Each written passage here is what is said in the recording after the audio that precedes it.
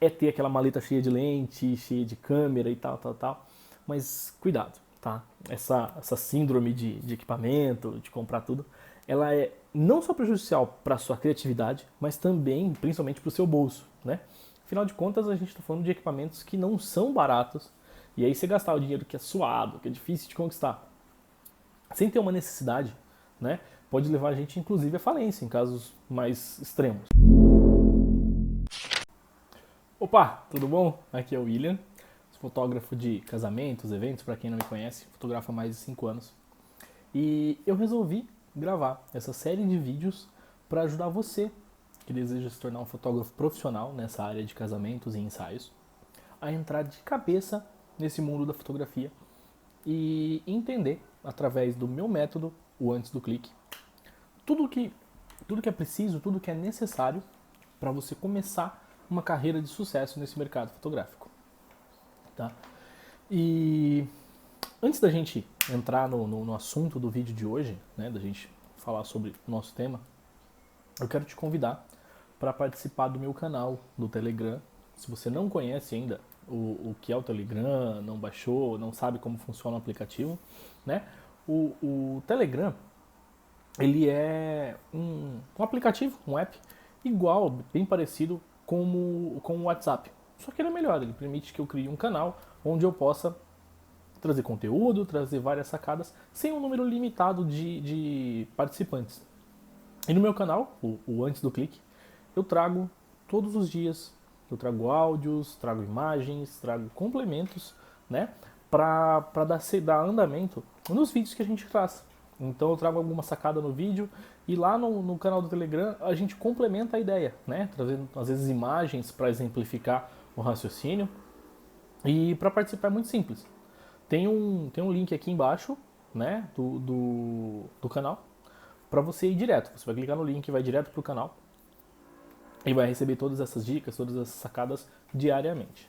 E se você estiver vendo esse vídeo pelo Instagram ou pelo próprio Facebook, né, basta ir no meu perfil, no link que tem na bio, tem um link também para você clicar e ir direto para o Telegram, tá? E dito tudo isso, agora vamos falar um pouquinho sobre o assunto de hoje, e muita gente me questiona, muita gente me pergunta, que é qual equipamento eu devo comprar para começar a fotografar pessoas, né? Para fotografar ensaios, fotografar casamentos e tudo mais. E a grande maioria das pessoas acredita que é preciso comprar um equipamento muito caro, né? Comprar muitos equipamentos, ter aquele conjunto gigantesco de lente. E nada disso é verdade. Por quê? Porque antes da gente entrar nos exemplos de qual câmera, de qual equipamento eu acredito que seja bacana para começar, vamos entender primeiro algumas particularidades, algumas diferenças que existem entre elas, tá?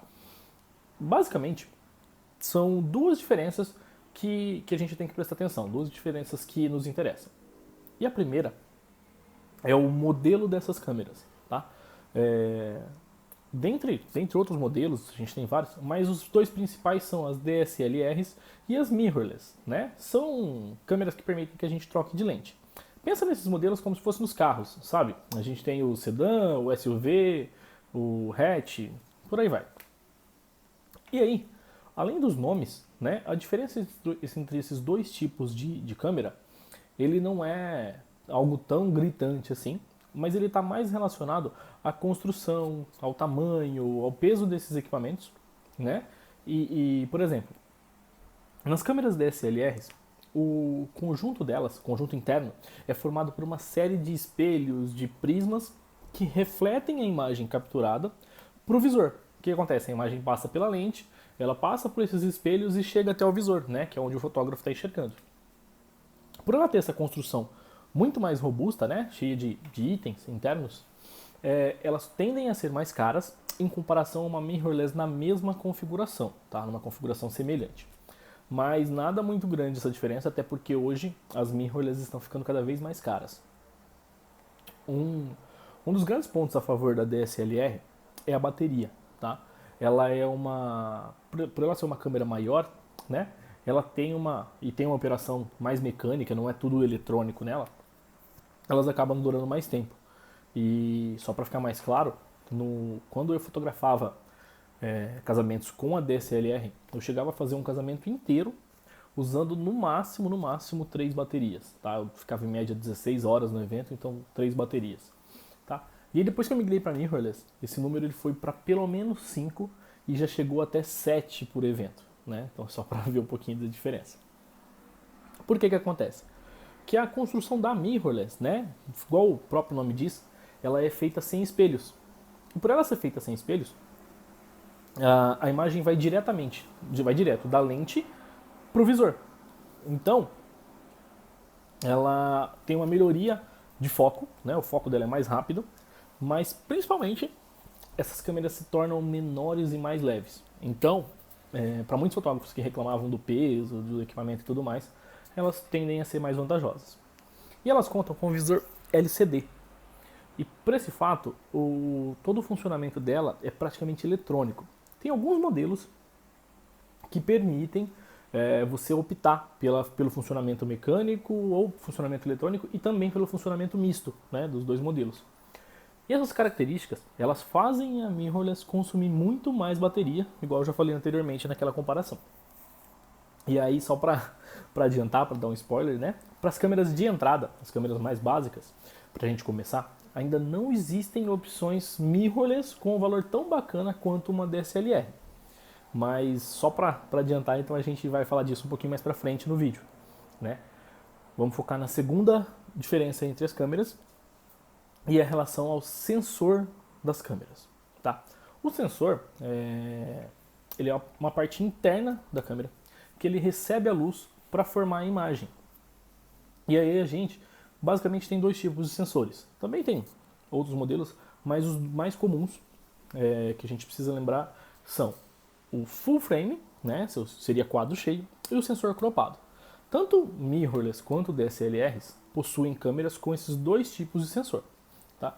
Então a diferença entre eles é que no sensor full frame, que esse quadro cheio, significa que na prática ele tem dimensões parecidas ou iguais ao filme 35mm, que é o mesmo filme daquelas câmeras analógicas antigas.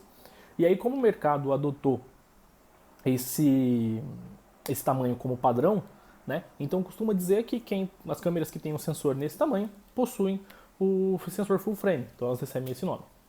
Já as câmeras que têm um sensor menor que esse, né? Qualquer coisa menor do que o padrão, elas recebem o nome de cropado, de sensor cropado, exatamente por cortar uma parte do sensor, tá? E além dessa diferença no tamanho desse sensor, a diferença mais fácil de ser percebida é em relação ao tamanho da foto. E aqui eu não estou falando de tamanho de imagem, de peso, nem nada. Eu não quero dizer que uma faz foto menor que a outra.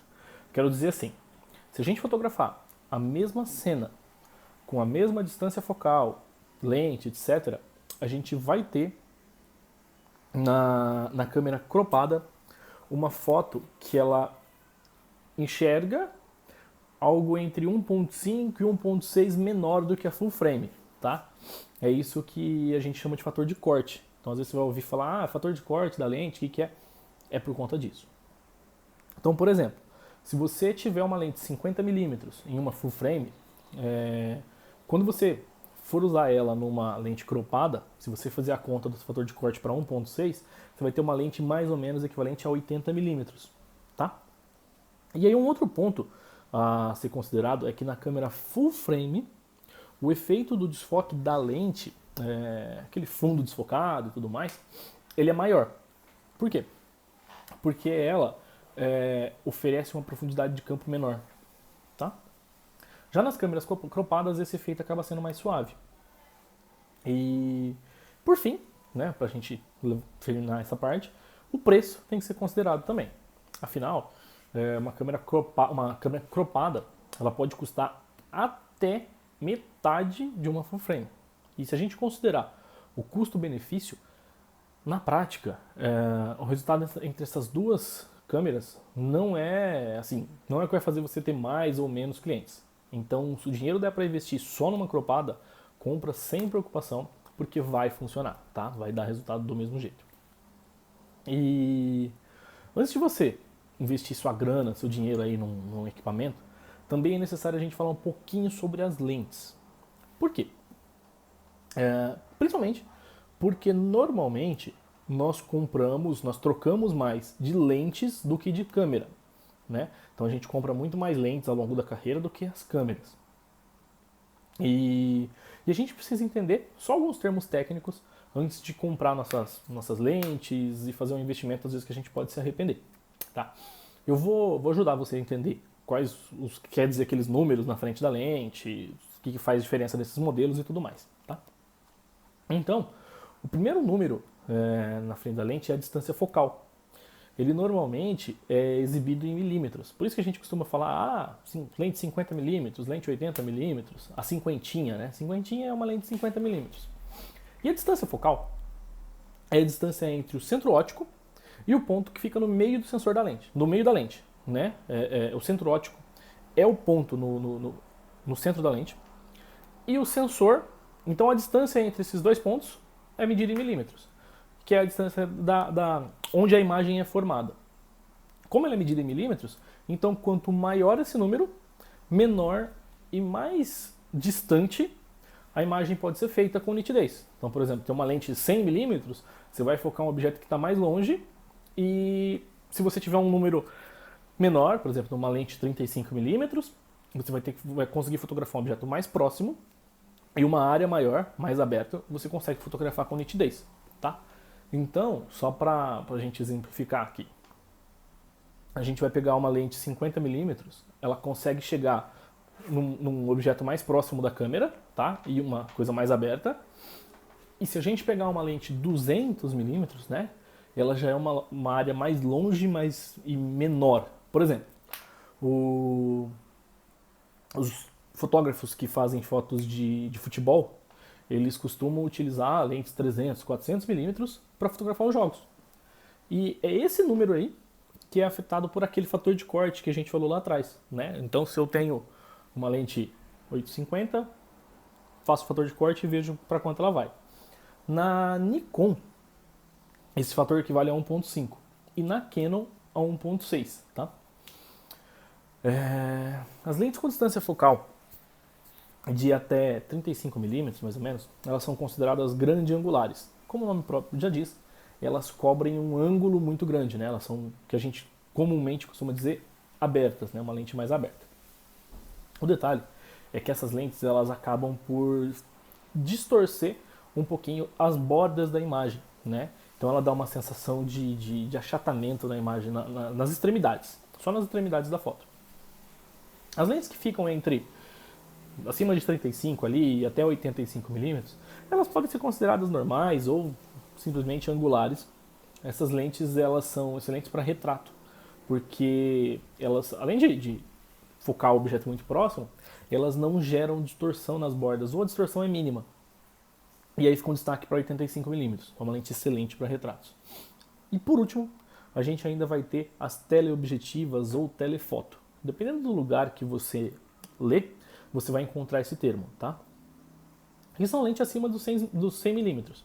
Elas possuem um desfoque incrível, um desfoque fantástico, e conseguem fotografar o objeto com maior distância, tá? E as lentes podem ser divididas entre objetivas fixas, que só tem uma distância focal, como a 85 milímetros, a 50 milímetros, e objetivas zoom, né? O próprio nome diz, ela tem uma distância focal variável. A lente do kit, por exemplo, né, que vem com as câmeras, normalmente ela costuma ser uma 18-55, significa que ela vai de 18 a 55 milímetros. E aí a gente tem um outro número que é exibido na lente, que é a abertura. Ele vai determinar a profundidade de campo e o quanto de luz pode entrar nessa lente, tá? A abertura ela é descrita na forma de fração, para ficar mais claro. Então ela normalmente é f1 barra alguma coisa. Por exemplo, se a gente vai comprar uma lente 1.4, então ela é f1 barra 1.4. E quanto menor esse número, maior é a abertura da lente. E assim consideramos ela mais clara. porque ela vai permitir entrar mais luz e tudo mais. Eu sei que fica confuso essa questão de quanto maior o número, menor é a abertura, ou vice-versa e tudo mais. Mas vamos pensar assim, ó. Como isso é uma fração, para ficar mais claro, pensa que o valor, o resultado da fração é o que interfere. Então, por exemplo, o resultado de 1 barra 1.4, quer dizer, 1 dividido por 1.4, ele é maior do que o resultado de 1 barra 5.6. Então, nas objetivas 1, é importante notar a abertura que elas oferecem. As lentes mais básicas, elas acabam variando essa abertura de acordo com o zoom. Se você pegar lá uma lente... a própria lente do kit, né? A 1855. Ela normalmente é uma lente 1855 com abertura 3.5 a 5.6. Isso significa que essa maior abertura aí de 3.5, ela só vai funcionar quando você utilizar a lente em 18mm. E aí quando você der zoom, né, o zoom máximo a 55, a abertura mínima que você vai conseguir usar é 5.6. Né? Você não vai conseguir abaixar desse número porque a configuração da lente não permite. Essas lentes, existem também as que têm foco manual e automático. E existem lentes que têm foco só manual. Exceto por algum motivo específico, eu acredito que é melhor dar sempre preferência para lente com foco automático. Né? A não ser quando você... Porque assim, quando você precisar fazer uma foto mais produzida, com um objeto que precisa estar com foco cravadinho e tudo mais, como aliança, brinco, joias, né? Coisas nesse sentido. Você pode ir lá na sua lente, que tem os dois tipos de foco, e mudar para manual, e aí você regula manualmente a área de foco da imagem. Assim você vai conseguir uma foto cravada, e no restante você usa o foco automático. A última observação em relação às lentes é que alguns modelos, eles ainda trazem dois anéis, né? Traz um anel para foco, e um anel para zoom, caso elas sejam zoom. E se elas forem lentes fixas, elas também podem trazer um anel para foco e um outro anel para você controlar a abertura. Ao invés de você controlar pelo menu da câmera, né, como a maioria das lentes, você gira o anel de foco para conseguir ajustar a abertura desejada. E aí assim você consegue fazer. Agora que a gente já falou de tipos de lente, de tipos de câmera, vamos de fato para a pergunta, que é sobre qual equipamento comprar, tá? E não adianta ficar bravo, mas a verdade é que a melhor câmera para começar é a câmera que cabe no seu bolso, com a lente que vier junto com ela. Por que eu falo isso? Não adianta você gastar horrores se você não vai saber operar um equipamento com tanta função. E também, até você pegar a experiência, você não vai se sentir limitado por conta do equipamento. Normalmente, a gente chama essas câmeras mais básicas como câmeras de entrada, né? E as marcas que oferecem esse tipo de equipamento com custo melhor, custo mais acessível, são a Nikon e a Canon, tá? Existem outras marcas no mercado, como a Fuji, a Sony, a Leica, né? Mas essas câmeras, elas têm um modelo de entrada com mais recursos, uma outra construção, normalmente mirrorless, e automaticamente o preço é bem mais caro, né? A Fuji, por exemplo, ela tem os modelos mirrorless como carro-chefe. Eu particularmente desconheço se ela tem uma DSLR hoje no mercado. E em relação aos modelos disponíveis, né, na Canon, por exemplo, a gente tem a EOS Rebel T100.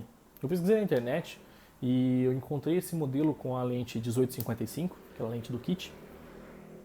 Ela, sim, não é porque é uma lente no kit que ela não é uma lente bacana, tá? Ela não deixa de ser uma lente versátil, para você começar a fotografar é super excelente. E esse kit, câmera mais lente, R$ 1.500, então tá um preço bacana.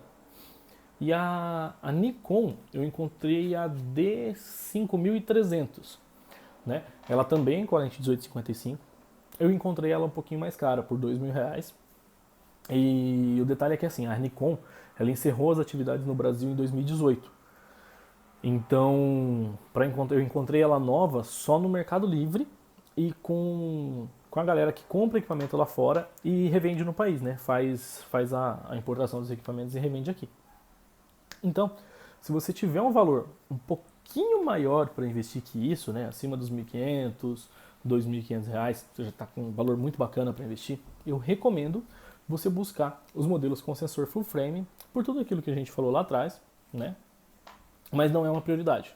É só se realmente tiver uma grana sobrando. Modelo full frame como a Canon 6D, a 5D Mark III e no caso da Nikon a D750, a D810. Essas são câmeras muito mais robustas e aí provavelmente você vai trabalhar com elas pro resto da vida, tá? Elas não têm aquele fator de corte, né?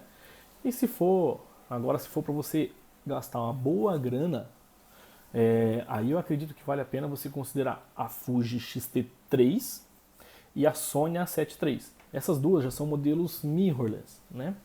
Mas por isso que eu falei de uma boa grana, porque eu acredito que você não vai achar uma dessa daí por menos de 10 pila, menos de 10 mil, né? E com o dólar subindo como tá, acredito que o céu é o limite e essas câmeras vão ficar cada vez mais caras. E aí você tem que depois considerar o preço de lente e tudo mais. Então, para começar, começa com as câmeras de entrada. Até porque nos anos que eu trabalhei, até hoje eu só trabalhei exclusivamente com casamentos e ensaios, seja de gestante, feminino, né? Todos os ensaios. Então, eu tenho propriedade para falar para vocês para esse estilo fotográfico, tá? Eu não vou falar aqui de fotografia de natureza, de outro estilo, porque aí eu não conheço câmeras para esse fim, tá? Então, o bacana desse estilo de ensaio é que são equipamentos bem mais baratos. Afinal de contas, principalmente na fotografia externa, né, nos ensaios e tudo mais, a gente tem uma fonte de luz enorme e gigantesca e gratuita, que é o sol, né? Então, isso elimina a nossa necessidade de, inicialmente, gastar muito com fonte de iluminação artificial. A gente não vai precisar, para trabalhar só com ensaios, né? A gente não vai precisar comprar flashes e tudo mais. E aí eu sei que o sonho de todo mundo que começa na fotografia, que vê fotógrafo e tudo mais, é ter aquela maleta cheia de lente, cheia de câmera e tal, tal, tal.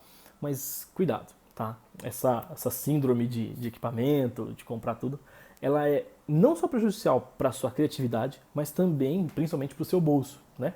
Afinal de contas, a gente está falando de equipamentos que não são baratos, e aí você gastar o dinheiro que é suado, que é difícil de conquistar, sem ter uma necessidade, né? Pode levar a gente, inclusive, à falência, em casos mais extremos, né? E aí, quando eu falo em relação a ser prejudicial à criatividade, eu quero dizer que é muito comum, é corriqueiro, a gente ouvir as pessoas colocando culpa no equipamento. Principalmente quando, no começo, a gente escuta falar assim, né? Se eu tivesse uma lente melhor, se eu tivesse uma câmera melhor. Ou então, quando a gente vê aquela foto top de outro cara e fala assim, putz, mas com a câmera dessa até eu, né? E na verdade, o responsável pelos resultados das suas fotografias é você, tá?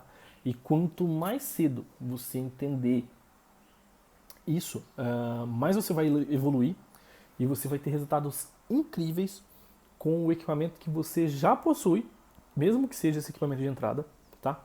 Então, investir em conhecimento, curso, workshop, palestra, livros, né?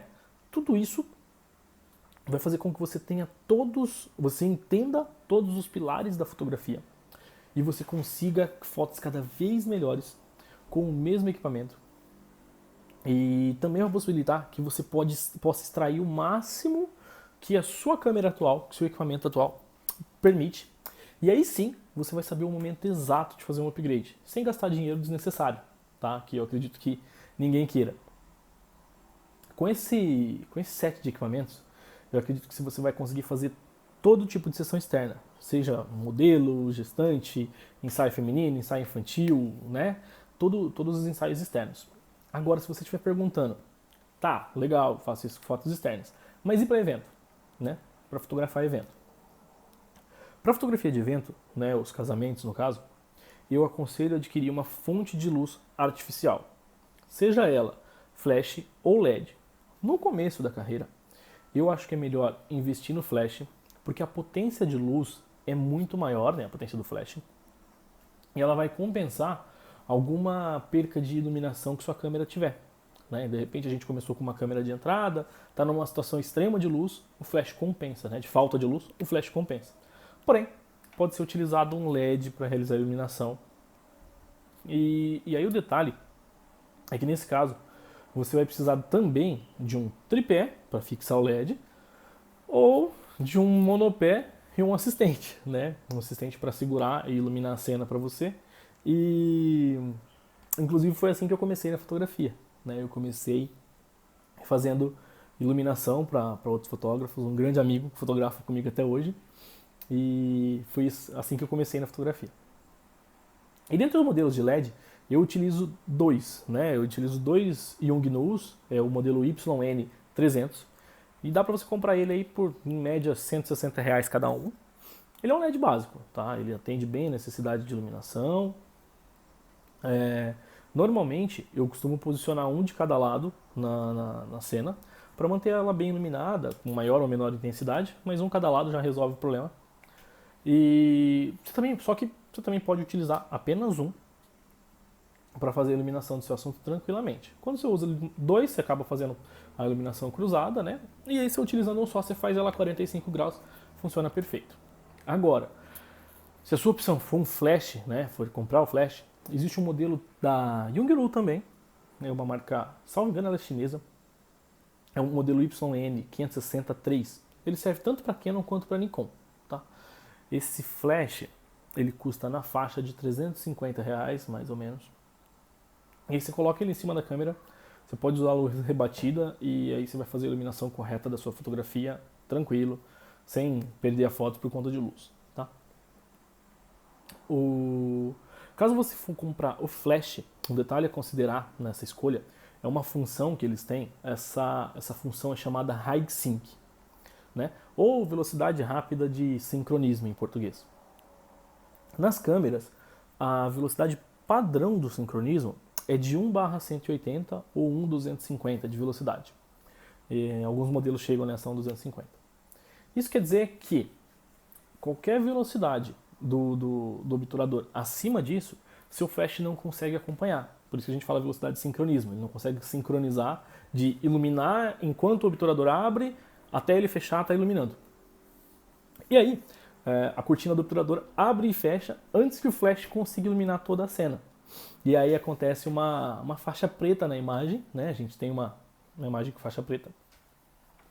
E esses flashes que têm a função High Sync, eles conseguem acompanhar velocidades muito maiores, né? Você simplesmente vai lá no menu do flash, nas configurações do flash, e você liga essa função, né? Você ajusta essa função no seu flash antes de fazer a foto.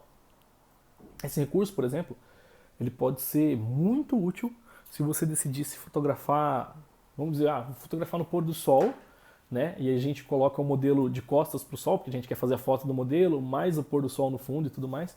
E para não perder a informação do céu, porque aí a gente tem que diminuir um pouquinho a velocidade para clarear o rosto do modelo e não quer perder a informação do céu. Se a gente clarear muito, perde o céu. Então, é uma função interessante.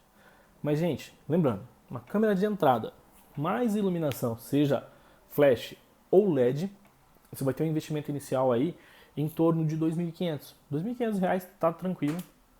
E com esse conjunto de equipamentos, você vai poder fotografar tanto eventos quanto ensaios, tá? Uma coisa que é importante agora é explorar ao máximo o seu equipamento, tá? Você vai fotografar todos os dias, nem que seja para você fotografar o mesmo assunto, a mesma pessoa, fotografar sua amiga, namorada, mãe, tia, pai, quem quer que seja, tudo para você treinar e conhecer o seu equipamento até de olhos fechados, tá? Pratica até conseguir configurar o seu equipamento sem precisar olhar para ele, tá? Imagina, você precisa mudar a luz e tudo mais, mexer na velocidade, abertura, sem ter que olhar para a câmera, tirar a câmera do olho. Porque em alguns casos, o simples fato de você abaixar a câmera, né, para olhar para ela, vai ser a diferença entre você fazer uma foto incrível, tá? Ou simplesmente pegar um momento comum. Imagina que a noiva chora e na hora que cai aquela lágrima, você olhou para configurar, ela já limpou, tá? Você perdeu a foto. Mais do que pesquisar sobre lente, câmera, busca conhecer sobre fotografia, cara, tá? Procura entender como a luz se comporta nas situações, né? Passa nos portões das casas e vê a luz passando pelos portões, vê as árvores, como o sol passa por entre as árvores. Entenda sobre composição, direção de pessoas. Também entenda sobre tratamento de imagens. Busque esses conteúdos. Isso sim vai fazer com que você produza imagens cada vez melhores, imagens incríveis, porque o conhecimento é fotográfico, tá? E depois de todos esses comentários sobre câmeras e lentes, a minha única recomendação é que você, nos eventos que você tiver, sempre guarda uma pequena parte de tudo que ganhar para você fazer o upgrade dos seus equipamentos. Seja por uma câmera, um computador, para você melhorar, tá?